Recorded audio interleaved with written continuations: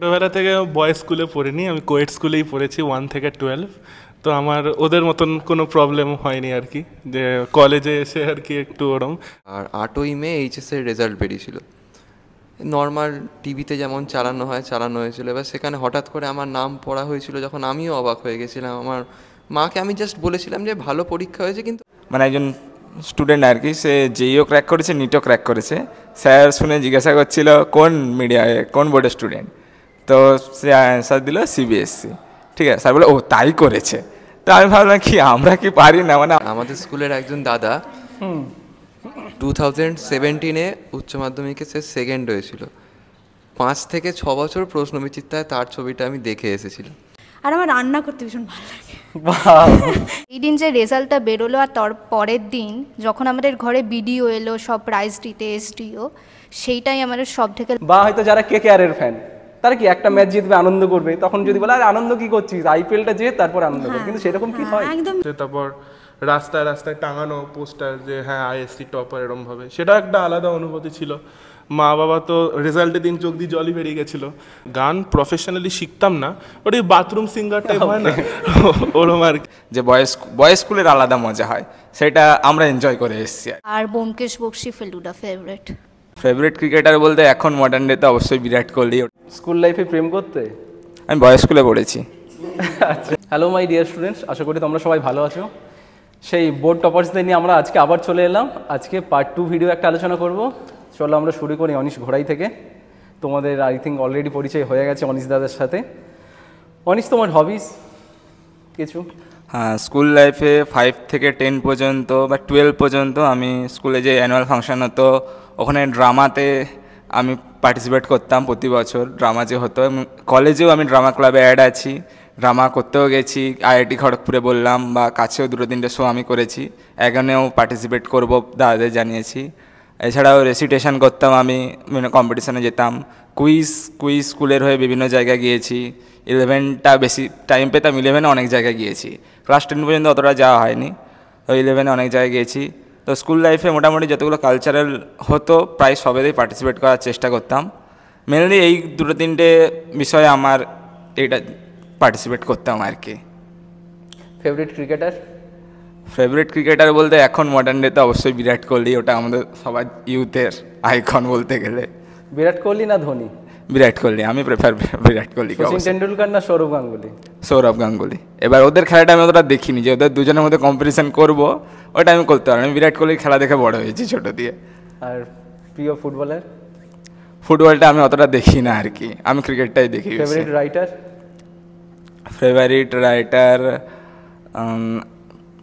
গোয়েন্দা গল্প বলতে আমি এর ফেলুদাটা পড়ি, তো Satyajit Ray. Favourite singer? Favourite singer এই প্রশ্নগুলোর জন্য তারা তৈরি ছিল না, বাকিটার সময় পেয়ে যাচ্ছে ভাবার জন্য, বাট বাকিদের প্রশ্নটাও আমি চেঞ্জ করে দেবো।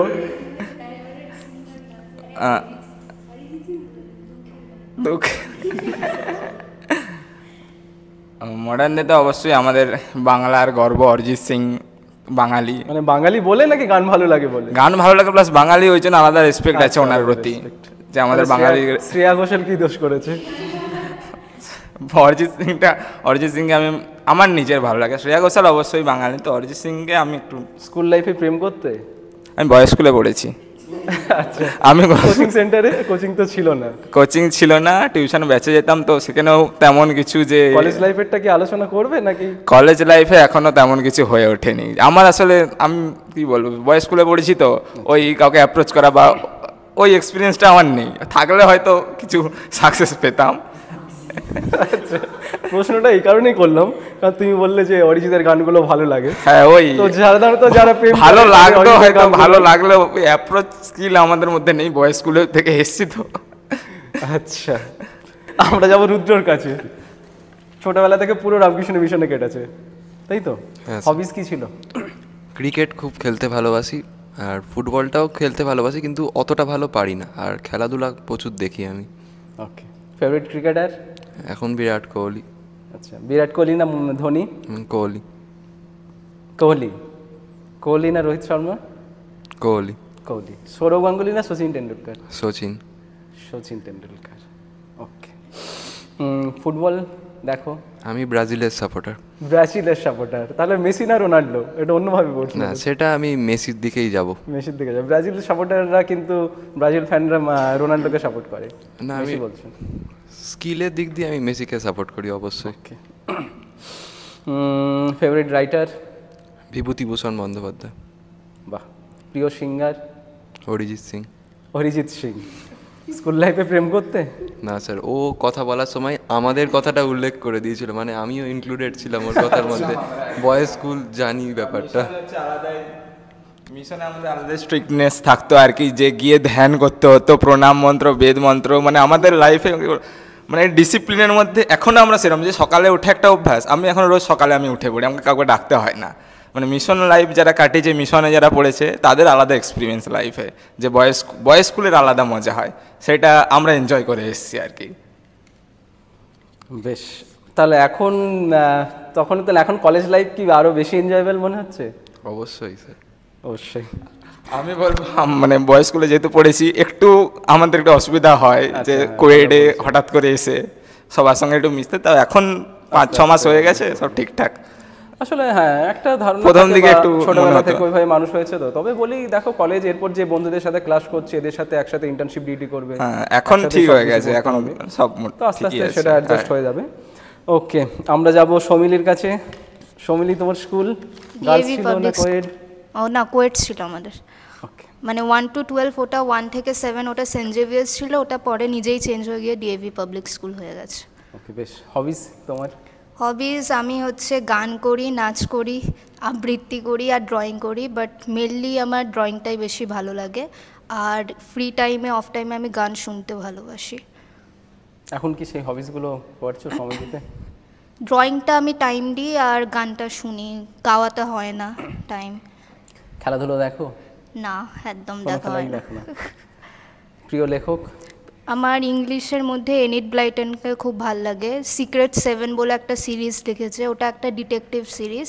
আমার আসলে মেনলি ওই ডিটেকটিভ গল্পগুলো ভাল লাগে, তাই ওই ডিটেকটিভ সিরিজ আমার এনিট ব্লাইটনের ভাল লাগে। আর Byomkesh Bakshi Feluda favourite. Singer favourite? Shreya Ghoshal. Shreya Ghoshal. Okay, Aditri? Aditri, হ্যাঁ। আমার তো আচ্ছা, তার আগে যেন অদিত্রী নামের মানেটা কি? আমরা অদিতি নামটা শুনে আমরা সবাই হ্যাঁ, অভ্যস্ত। আমি জানি, মানে আমার নামটা মোটামুটি কেউ প্রথমবার মানে একদম অদিতি অদিতি আমি বলে জানি। সবাই। আমার নামের মানে দুটো আছে, একটা হচ্ছে মানে গডেস লক্ষ্মী, আর একটা হচ্ছে হাইয়েস্ট অনার। তো ওই জন্য মানে, কিন্তু ব্যাপারটা হচ্ছে আমি না মানে মানে কি বলবো, লক্ষ্মী পুজো যখন হয় তখন আমি আমার নামটা খোঁজার চেষ্টা করি, মানে যে লক্ষ্মী ঠাকুরের নাম যদি মানেই হয় তাহলে সেটা তো মন্ত্রে থাকা উচিত না, সেটা আমি কোনোদিন খুঁজে পাইনি। যাই হোক, ঠিক আছে, মানে সেটা ওই আর কি। হবিস কি কি রয়েছে? আমার হবিজ বলতে গান আমি ক্লাস 10 অবধি মানে শিখেছি আর কি, আর ওড়িশি নাচ শিখতাম, আর স্কেচিং মানে আমার আঁকতে ভীষণ ভালো লাগে, মানে স্কেচিং মোস্টলি, মানে কালার পেন্টিং খুব একটা নয়, তো ওইটা। আর আমার রান্না করতে ভীষণ ভালো লাগে।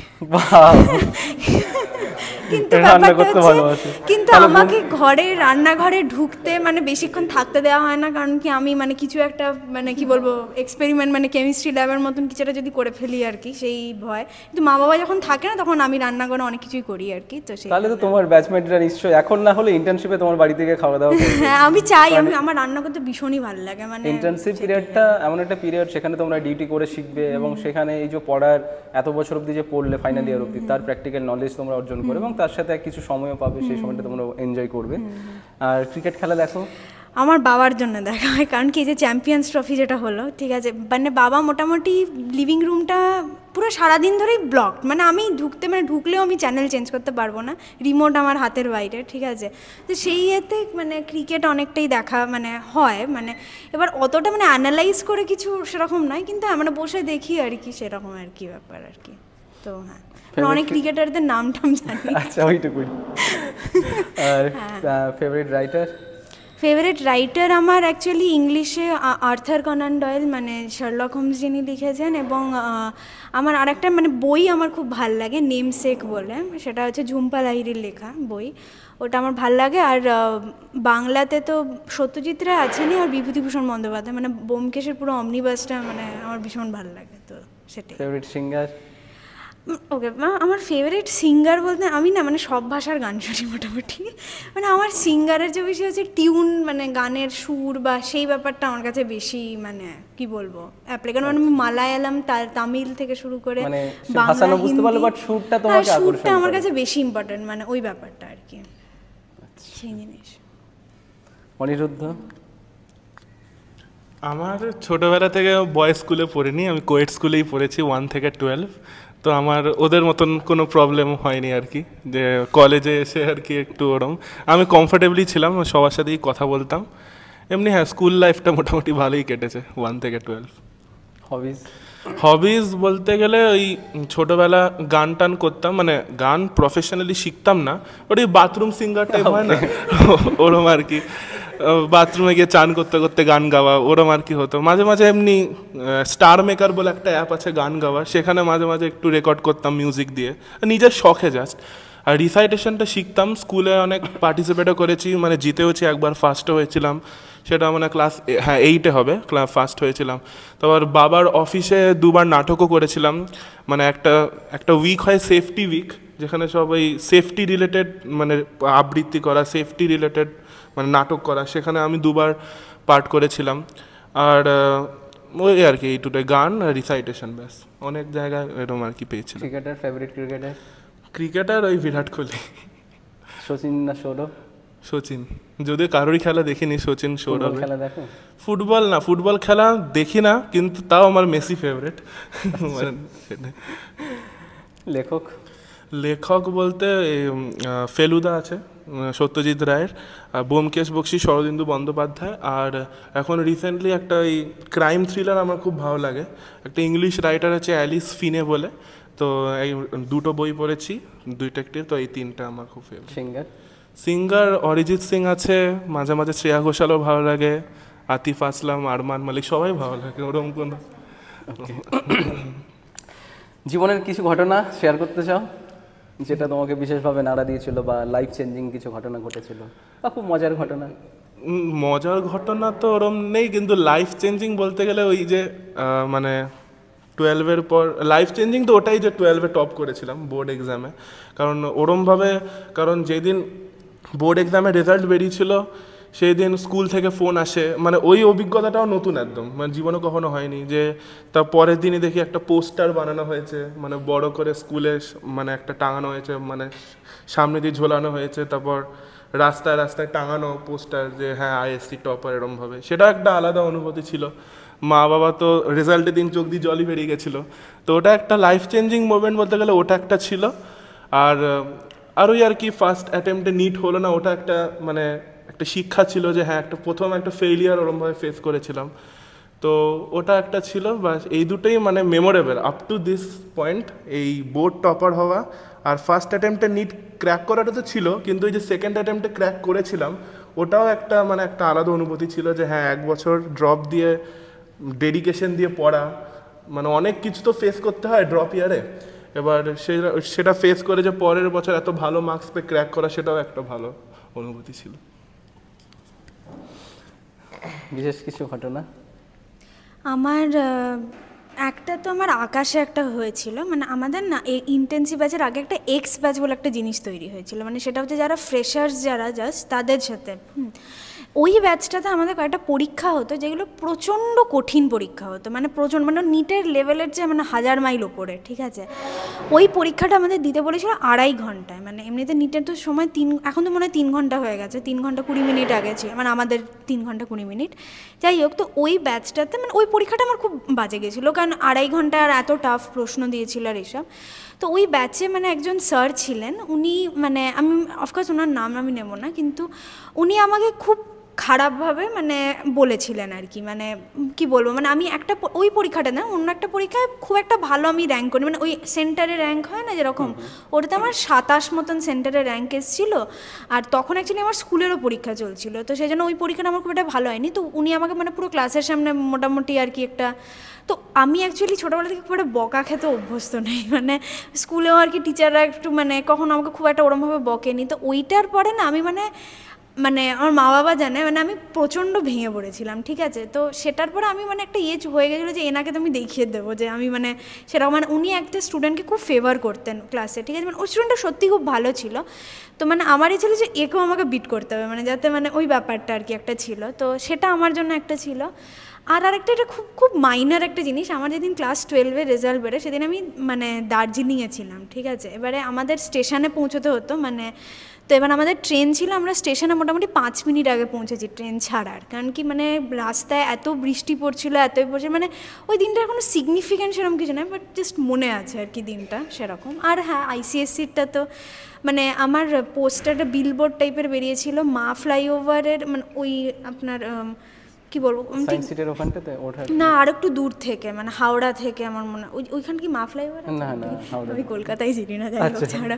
হ্যাঁ, তো ওই ব্যাপারটাই, মানে ওইখানে বিলবোর্ড, আবার চিংড়িহাটার এখানটা একটা বেরিয়েছিল বড় করে, ওইগুলো আমার হ্যাঁ মানে দেখা, মানে আমি বাসে করে আসছিলাম, স্কুল বাসে করে, তখন একটা ছোট বাচ্চা বলছে যে এটা তুমি না দিদি, তখন আমি মানে যে হ্যাঁ, মানে তখন মানে পুরো বাস ক্ল্যাপ করেছিল আর ইয়ে। তো সেটা সেইগুলো কিছু কিছু আমার মানে কি বলবো, খুব খুব ভালো অভিজ্ঞতা বললে। মানে তুমি বাসে যাচ্ছ, তোমার ছবি দেখতে পাচ্ছ রাস্তায় টাঙানো হ্যাঁ, রয়েছে। মানে এটা একটা কি বলবো অভাবনীয় একটা জিনিস, মানে সেটা আর কি। তো সেই সত্যি যারা বলে যে টপ করে কি হয়, আমি বলবো দেখো জীবনটা কিন্তু ছোট ছোট ছোট ছোট অ্যাচিভমেন্ট করে একটা জীবন হয়।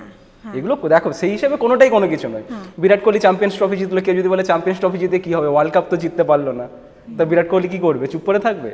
বা হয়তো যারা কেকেআরের ফ্যান, তারা কি একটা ম্যাচ জিতবে আনন্দ করবে, তখন যদি বলে আরে আনন্দ কি করছিস, আইপিএলটা জিত তারপর আনন্দ করবে, কিন্তু সেরকম কি হয়? একদমই তাই, মানে এটা পুরো স্পোর্টস গেমের মতো, স্পোর্টস গেমের মতো, জীবনটা একটা লাইফের খুব সিমিলারিটি, হারা জেতা থাকবে, কিন্তু যখন যেটা জিতছি তখন সেটা উপভোগ করব, তবে ভালো লাগবে। আর মানে জেতার চেয়েও বেশি নিজের বেস্টটা দেওয়াটা বেশি ইম্পর্টেন্ট। মানে আমি যদি কিছু খেলছি, জেতা হারাটা তো আমার পুরো টিমের উপর ডিপেন্ড করছে, বা মানে ওটা অনেক কিছুর উপর ডিপেন্ড করে, আমার উপর শুধু আমার ভালোটা দেওয়াটা ডিপেন্ড করছে। প্রত্যেকদিন আমি মানে আমার একবার আমার বাবার সাথে এমনি ডিসকাশন হয়েছিল, তো ওখানে শাহরুখ খান বলেছিল যে মানে আমরা একটা লাইফে একটা পয়েন্ট অবধি পৌঁছতে সবসময় আমরা স্ট্রাইভ করি যে আমরা এখন ডাক্তার হতে চাই বা এই জিনিসটা, বাট ওই পয়েন্টে গিয়েও যে আমাদেরকে খাটতে হবে, মানে ওই ব্যাপারটা, মানে একটা পয়েন্টে যাওয়ার জন্য আমরা খাটছি, বাট একটা মানে উঁচু জায়গায় পৌঁছে গিয়েও যে আমাদের খেটে যেতে হবে, ওই ব্যাপারটা মানে প্রত্যেক দিনই নিজেকে, কারণ মানে শাহরুখ খান যেমন এত ফেমাস, বাট উনি তাও তো মানে প্রত্যেক দিন নিজের বেস্টটা দিয়ে যাচ্ছে না, তাই জন্য আমিও এটাই বিশ্বাস করি। দেখো মুকেশ আম্বানি তো আমরা নাম শুনেছি, সব কিছু তো অ্যাচিভ করে নিয়েছে, কিন্তু তাই বলে কি তার ব্যবসা বন্ধ করে দিয়েছে? নতুন নতুন করছে, কখনো জিও মার্ট করছে, কখনো একটা ফেলিয়ার হয়ে গেল, জিওর আবার অ্যাজিও নিয়ে আসছে, তার মানে সে কিন্তু সবসময় ট্রাই করেই যাচ্ছে। আসলে ব্যাপারটা হচ্ছে নিজের কর্মটাকে ভালোবাসতে হবে, যে আমি এই জায়গায় চলে গেলাম আর কিছু করবো না, বসে বসে খাবো, আনন্দ করবো, আমার মনে হয় সেটা সব থেকে কষ্টকর জীবন।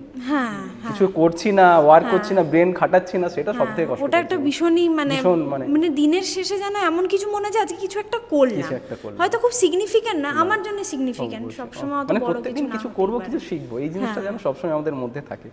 খুব ভালো বলেছো। এরপরে যাবো সৌমিলির কাছে।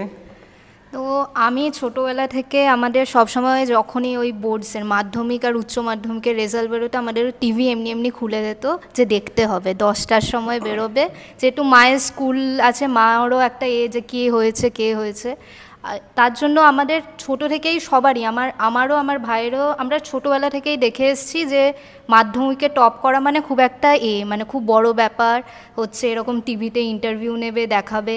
এবার আমারও ওটাই খুব একটা ইচ্ছে ছিল যে হ্যাঁ আমিও করব, আমিও চাই এরকম ইন্টারভিউ দিতে, এরকম আমাদেরকে টিভিতে আনবে, আমি ওরকম করব।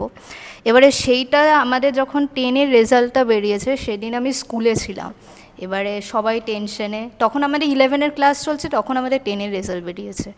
এবারে সেই দিন যে রেজাল্টটা বেরোলো, আর তার পরের দিন যখন আমাদের ঘরে বিডিও এলো সব প্রাইজ দিতে, এসডিও, সেইটাই আমাদের সব থেকে লাইফের খুব মানে চেঞ্জেবল বা নোটিসেবল মোমেন্ট, কারণ এরকম আগে আমি কোনোদিন এক্সপিরিয়েন্স করিনি, এত খুশি, সমস্ত রিলেটিভস, মা বাবা সবাই এত খুশি, এত কংগ্রাচুলেট করছে, স্কুলে আমি এত একটা বড় রেকগনিশন পেলাম।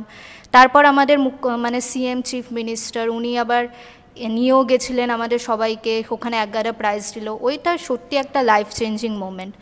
আর এগুলো সব কিছুরই পেছনে আমার মা বাবা, আর স্পেশালি আমি মেনশন করতে চাই আমার ছোটো মামাকে, মানে উনি সবসময় মোটিভেশন, মানে খুব কমও পেলে নিটের একটা মোমেন্ট ছিল 11-12-এ যেখানে সবসময় ভালো হয় না, একবার দুবার আমি 300-এও আমার স্কোর ড্রপ করেছিল।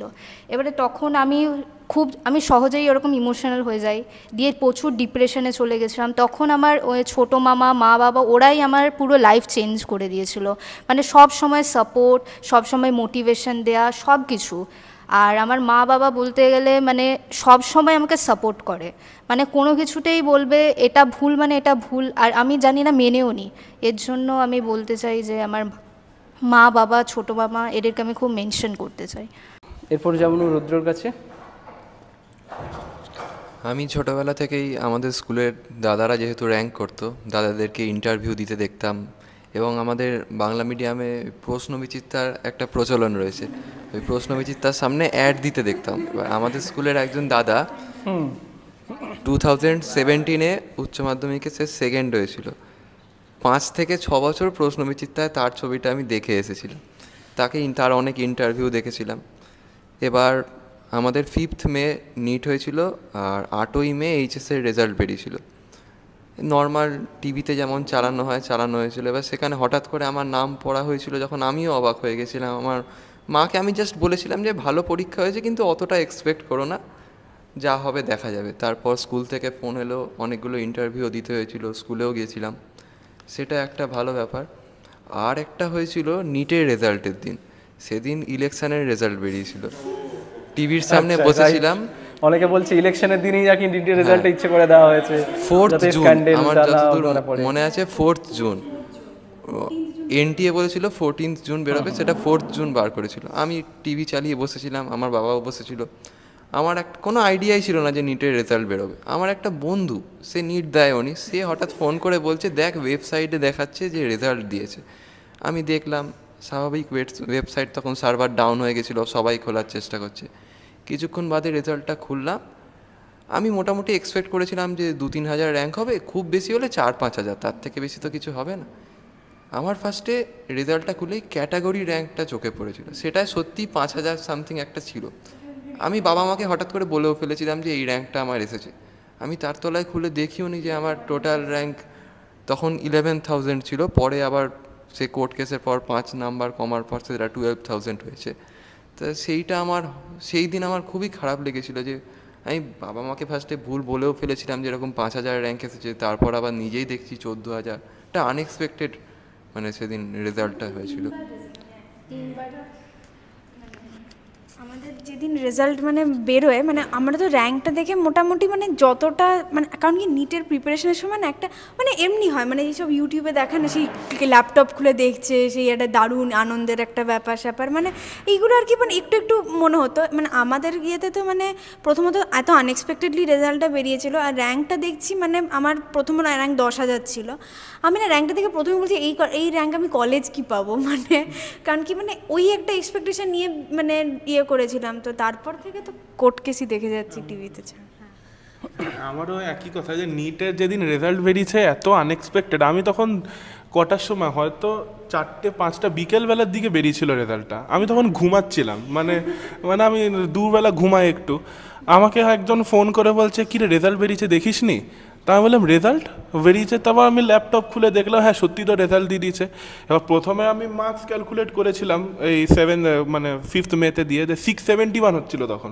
তো আমি তো ভীষণ খুশি ছিলাম, 671 মানে তো আমার তো মানে একটা সিকিউর ছিল। কিন্তু ওই দিন খুললাম, মার্কস 671ই আছে, র্যাঙ্ক আমার দেখাচ্ছে 13,000 র্যাঙ্ক হয়ে গেল।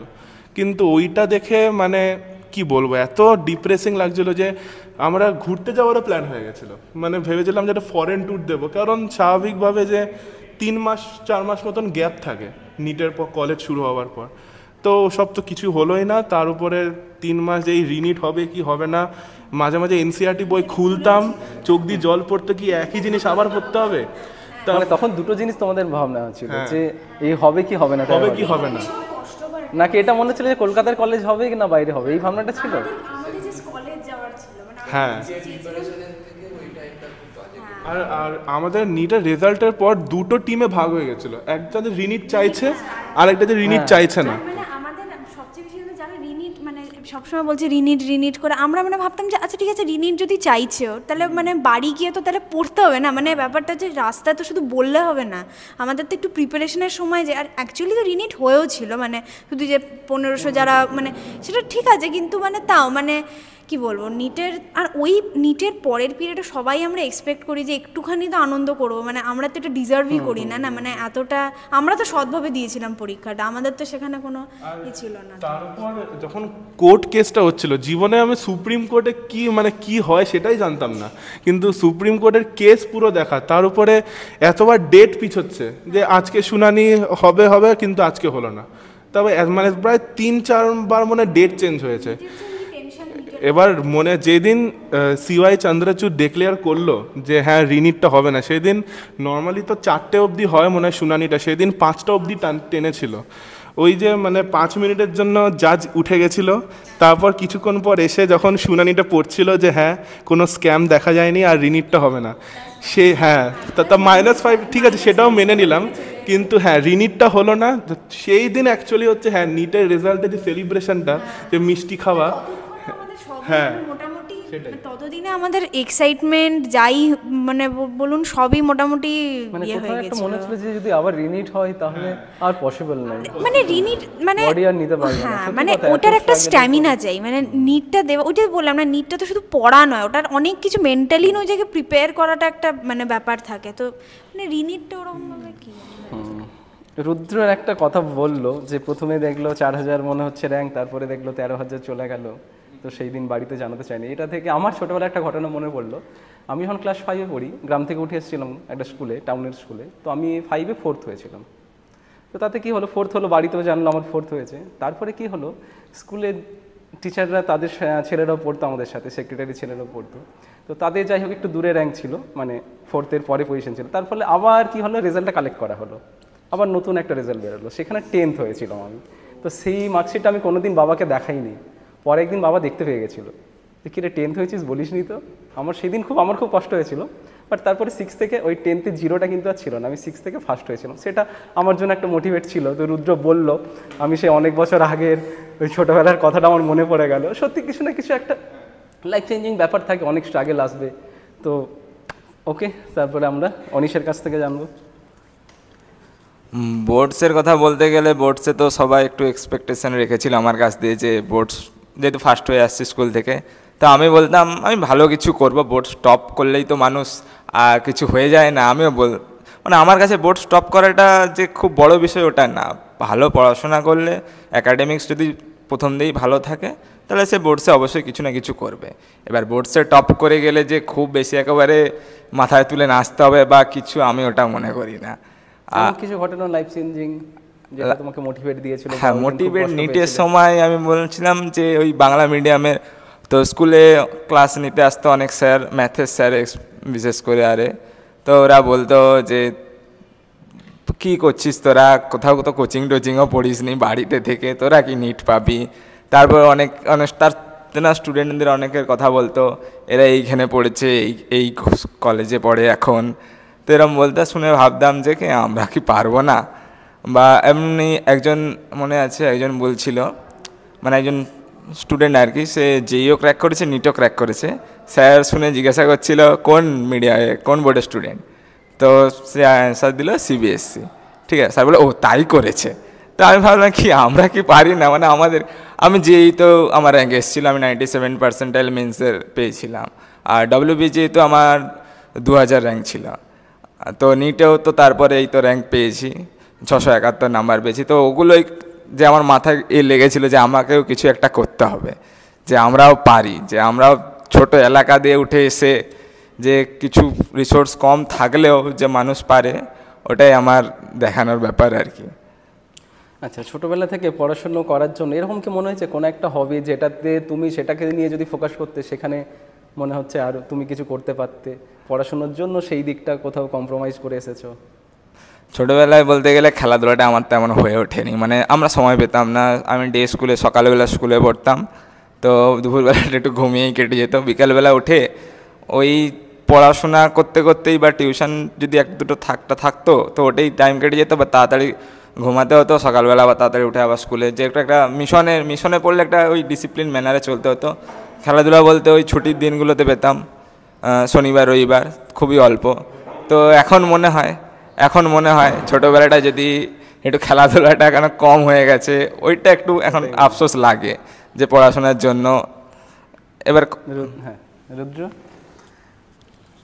আমার খেলাধুলাটা হয়েছে ছোটোবেলায় খুবই, এবং এখনও হয়, শনি রবিবার এখনও খেলতে যাই বন্ধুরা মিলে, পুরনো বন্ধুরা মিলে। কিন্তু যেটা কম হয়েছে, স্কুল লাইফে অনেকে স্কুলের বন্ধুরা মিলে অনেক জায়গায় ঘুরতে ফুরতে যেত, সেটা হয়নি। সেটা কলেজে এখন আমি করার চেষ্টা করছি। সৌমিলি? আমারও একই, আমার স্কুল লাইফে আমার অনেক বন্ধু সব ছিল, একসাথে বিভিন্ন জায়গায় ঘুরতে যেত, কিন্তু আমার হতো না কোনো দিন। আর এমনি হবিজ বলতে আমি গান খুব শিখেছিলাম, মানে পুরো ওই ক্লাসিক্যাল রবীন্দ্রসঙ্গীত সব শিখেছিলাম, কিন্তু ওটা প্র্যাকটিসের জন্য আমার করা হয়নি। বাট আমার গান খুব ভাল লাগে, আমি চেষ্টা করব ভবিষ্যতে ওটা যদি কিছু করা যায়। তাই আমার গানটা, যদি আমি গানে টাইম দিতাম তাহলে হতো কিছু না কিছু। অদিত্রী? আমারও মানে সেমি গান, আমি একটুখানি কি বলবো, অতটা ডানপিটে টাইপের নই, কারণ কি মানে আমার বন্ধুরা মানে অনেকজন সবাই মানে কি বলবো ক্লাসে করে ছাড় চল একটু ঘুরে টুরে আসি, আমি মানে না ক্লাসটা তো করতেই হবে, এরকম একটা ব্যাপার। আর আমার ডাক্তারি তো আমার মেন ছিল, কিন্তু আমার না মানে আরও কিছু কিছু ক্যারিয়ার অপশন আমার ভীষণ ভালো লাগতো, ঠিক আছে। সেটা হচ্ছে ওই যে যেমন ট্র্যাভেল চ্যানেলগুলোতে দেখায় না, সেই বিভিন্ন জায়গায় ঘুরে বেড়াচ্ছে, বা যে ট্র্যাভেল কোম্পানিতে যারা নিয়ে যায় না বিভিন্ন বিভিন্ন জায়গায়, আমার মনে ওই কী সুন্দর এই চাকরিটা, মানে এত ভাল লাগে আমার। আর আমার না হলে শেফ হওয়ারও খুব ইচ্ছে ছিল, যাই হোক সে ঠিক আছে, আমার কোনো মানে এখানে কোনো আফসোস নেই। বাট ওই আর কি মানে হয় না অন্য কিছু। আর আমি মানে লন টেনিসও একসময় শিখতাম, তো মানে সেই জিনিসগুলো মানে ওইগুলো মানে কোথাও একটা হারিয়ে গেছে পড়াশোনার চাপে, তো সেই আর কি। অনিরুদ্ধ? আমারও সেরম বলতে কোনো আফসোস নেই, কারণ আমি ওই বলতাম এক্সট্রা কারিকুলারে নাম দিতাম, কিন্তু হ্যাঁ আমি একটু 1 to 10 ওই একটু নার্ড টাইপ ছিলাম আর কি, যে সবসময় পড়াশোনাই করতো, মানে বন্ধুদের সাথে বেরোতো না হতো, এরমই মানে একটা মেন্টালিটি ছিল। ওপেন আপ হলাম একটু, মানে একটু ফিমেল ইন্টারাকশন করতে আমার একটু লজ্জা লাগতো 1 to 10 অবধি। তো 11-12-এ উঠে আমি একটু ওপেন আপ হই, বন্ধুরাও অনেক সাহায্য করে, স্কুলের বন্ধুরা একটু ওপেন আপ হতে।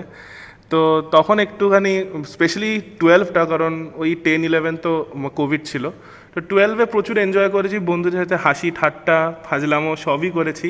স্কুলে গিয়ে লাস্ট বেঞ্চে গিয়ে বসে থাকতাম, গল্প দিতাম, কিন্তু হ্যাঁ সাইড বাই সাইড পড়াশোনাটাও মেনটেন করেছি আর কি। তো এটাই, কলেজে এসে এই জিনিসগুলো আরও মানে বন্ধুদের সাথে ঘুরতে যাওয়া, এটা আরেকটু বেশি আর কি করতে চাই। এখনও তো 5 বছর আছে, হবে আর কি সব আস্তে আস্তে। আমি কথাটা এই কারণেই বললাম, কারণ আমাদের যখন ফ্যাকাল্টি মিটিং হয় বা অন্যান্য প্রফেসরদের সাথে দেখা হয়, যখন আমরা ইনভিজিলেশন ডিউটি দিই, তো কমিউনিটি মেডিসিনের স্যারের সাথে একদিন দেখা হয়েছিল, উনি প্রফেসর। তো উনি বললেন যে জগদীশকে খেলাধুলো করো না?